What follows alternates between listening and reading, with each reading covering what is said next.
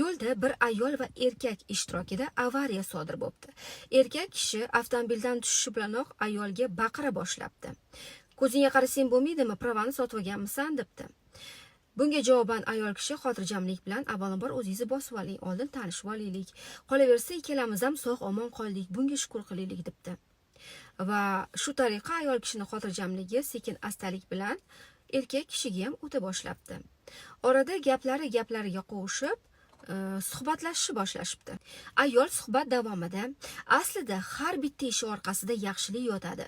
Hozir siz bilan mani boshimizga har qancha ko'ngilsiz voqea kelgan bo'lmasin, buni ham yaxshi taraf shunda bo'ldiki, bahonada siz bilan tanishib oldik va buni yuvishimiz kerak deb mashinasidan vinoni olib, oldin siz iching, keyin men ichaman deb erkak kishiga uzatibdi.